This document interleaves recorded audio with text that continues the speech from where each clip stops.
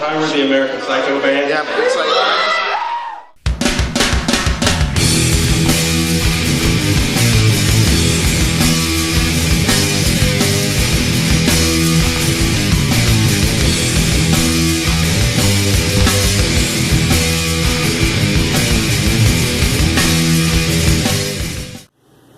We were not received well in Austin. We were not liked, or everybody had like long kind of Ned's Atomic Dustbin kind of hairdos that were like dyed, that was like the faded dye, you know, like pink hair.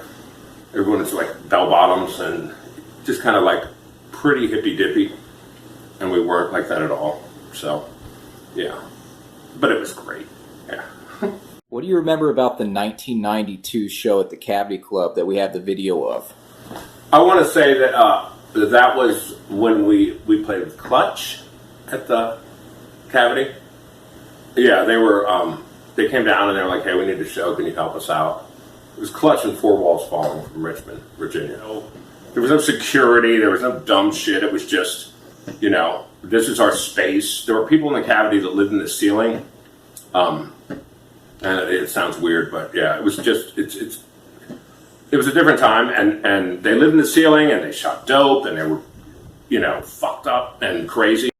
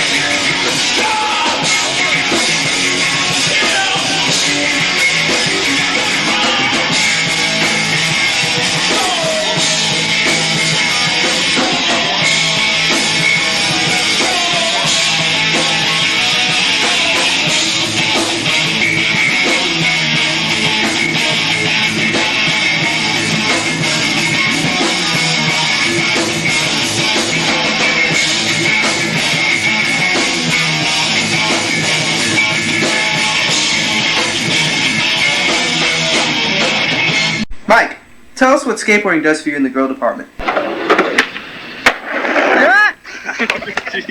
Bye. The aura, you know, that I project through skateboarding, the chicks dig it. I'll be at school, right, on like the West Mall, hanging out, you know what I'm saying? You know, playing some whatever clothes I got on. And the chicks, man, they just come up to me, you know? Because they know that I am the style of skateboarding, and they see that. And, you know, I don't even have to say nothing. You know, sometimes I throw in on the line like, baby, you so bumping. It's like bam, bam, bam. I'm like writing down numbers and stuff and rejecting and saying, you got to take a number because, you know, there's just too many. But, you know, what can I say, man? They dig it. They know what's up. They dig the skateboarding culture. Oh, God, I broke my board. Thank you.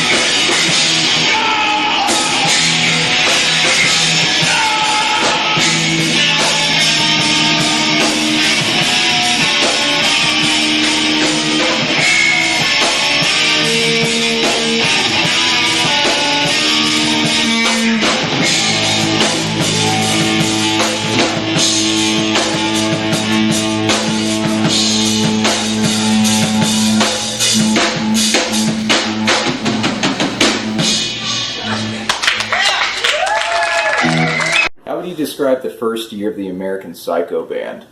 We didn't do any drugs, we didn't drink, we didn't do anything at that time.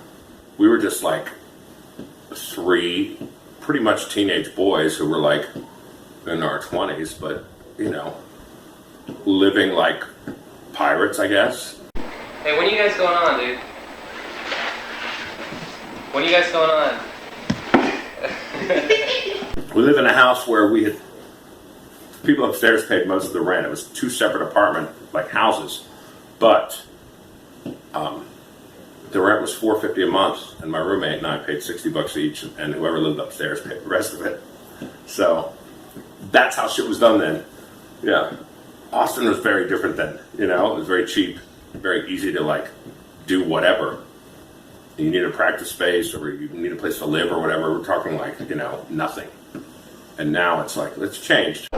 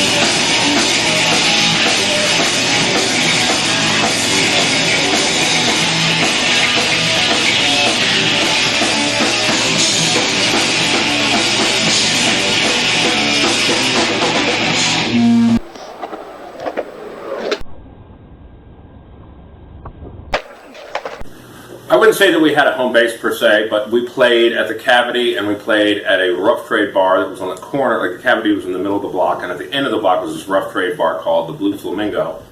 That was a traditional rough trade bar, like dudes with Bennigan's jackets making out over like Pat Benatar or what's her name, Joan Jett, that would be on the jukebox. Literally, and there's like dudes that look like Vikings making out with each other at the Blue Flamingo, and that was that scene. And like when we played there, I remember standing on the corner and carloads of dudes like would drive by and yell shit at us, like "Hoto," and like throw shit at us, and that kind of shit. And I was like, wow, that was a really weird scene then. Like at that time, it was not like there was some cohesive Austin music scene really, but there were a bunch of bands that were in our circle that we played with. And we'd play at these places around town, or like in Williamson County, like in Cedar Park or something, like way out at a VFW hall or a community center. So by the time Emo's opened, we were already established as playing these places that were for like the,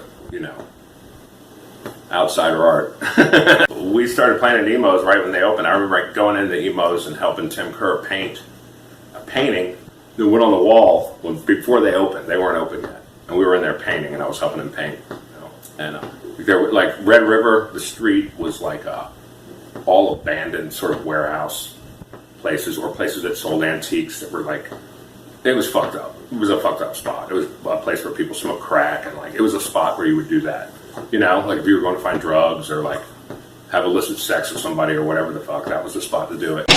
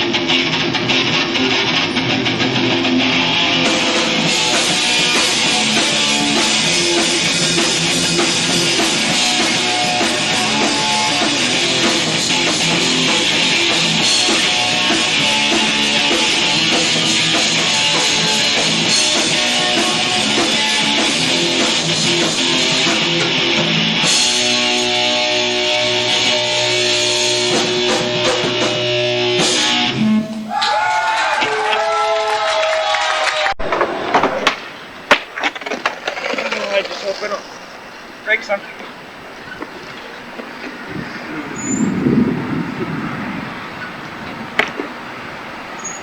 Hope I don't break something because I am a musician. So Mike, Yeah. tell us about the cops. The cops, man. They don't understand, man. I'm an artist. You know, skateboarding is an art form. And the streets are my canvas. Oh, I knew I was gonna fall. I can't be held back by the laws of society. Oh, yes. If they try to shake me down, I'll be back. Cause I make all my own rules. That's the way it goes out in the streets. I don't care about the cops. Unless someone breaks into my house or something. What could happen, Mike? These two guys could kill us.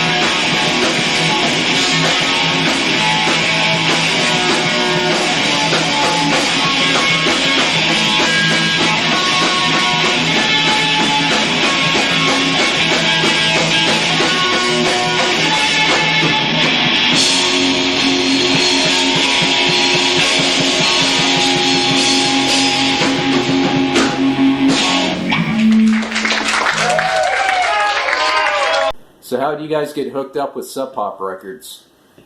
They came down to see the Reverend Horton Heat, who was like, I think at the time that was the only band from Texas that was on their label, as far as I know.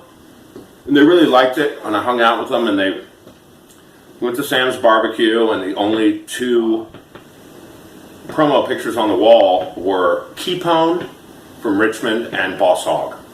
Those were the only two bands that were on the wall. And we sat there and we ate barbecue, and I'm sitting there with the two dudes that own Sub Pop, and I'm like, so, did you guys notice the Keypone and Boss Hogg promo pictures on the wall? And they were like, yeah.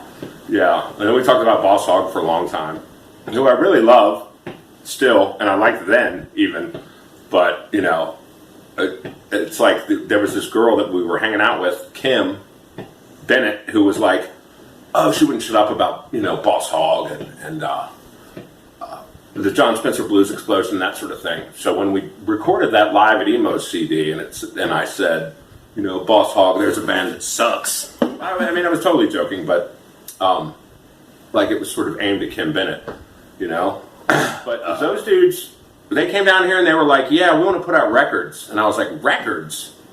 That's more than one, And I told them I had to work the next day, and they were like, okay, well, we'll change our flight plan or whatever. And I was like, really? And they did, and I met up with them and hung out with them, and we talked about records and bands and all kinds of shit, and they were real cool people. And they said, we want to put out a record, so we were like, cool, and they were like, it's kind of a handshake deal. And I was like, we're way cool with that, and then they sent us some money to put out the record, and we got Tim Kerr and Spot, who did all the SST records, and we gave them all the money that we got for the record to record it, because we were like, well, you guys should have the money. Of course, Tim was like, I will trade you a ska CD that I'm looking for like, engineering and helping do the record for 3 days or whatever. That's all I want is this double ska CD that I really want right now. And that was probably his payment, that and like Mr. Natural Food, vegetarian food. And we gave the rest of the money to Spot, who I don't think ever got paid for any sort of recording that he's ever done, really. But, and the Sub Pop guys were real cool, man, but they were just like, yeah, we put out a 7-inch, and then that was that. It was sort of like that Klaus Nomi David Bowie thing, where it's like Klaus Nomi meets David Bowie, and they go on Saturday Night Live, and Bowie says, we're going to do a lot of big shit together. We're going to make a lot of records and do all this shit. And they did something, they hung out that summer or whatever, and then he was gone, and that was that. And Klaus Nomi was Klaus Nomi. So, yeah.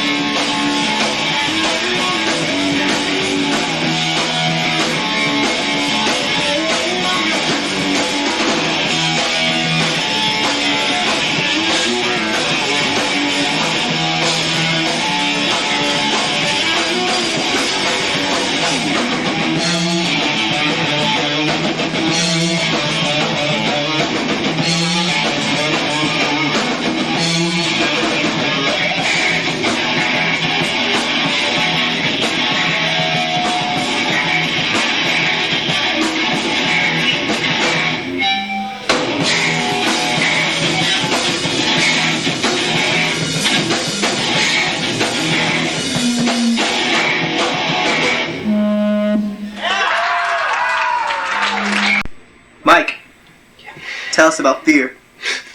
Fear, man. There is no fear. You know? When you're out there, man, it's like when I'm on my skateboard, it's like I'm in the jungle, and like, there's like 50 tigers, man, they're coming after me, but I don't fear, man, because once you fear, then you're lost. And I can't be lost on a skateboard because that's my home. You know what I'm saying? I mean, we're out there putting our lives on the line every day, you know, and just fear is like, you know, what is that?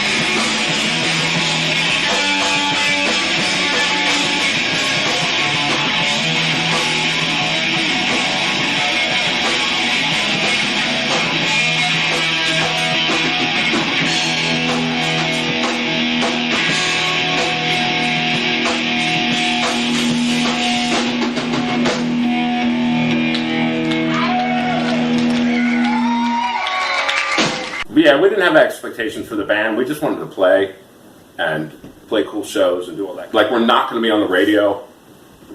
No one's ever going to be like, hey, we want to give you a bunch of money to play music. No one's going to hire us for their Sweet 16 birthday party that will be on MTV. Once you get teased by different things like Sub Pop or whatever, somebody, you know, like we want to put out records, that kind of thing, then, you know, shit starts to change and going, you know, you're in flux, you're in some sort of weird, like, what are we doing? And right when that Sub Pop record came out is right when the band was kind of like, you know, like if that happened, and after that it was like, okay, I'm out, you know.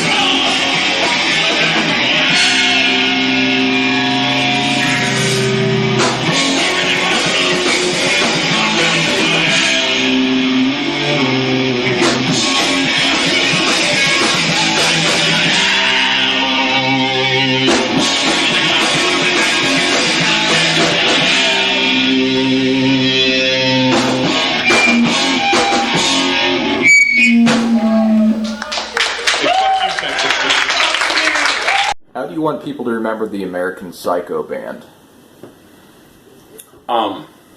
That's a weird question. You know, something that's incomplete.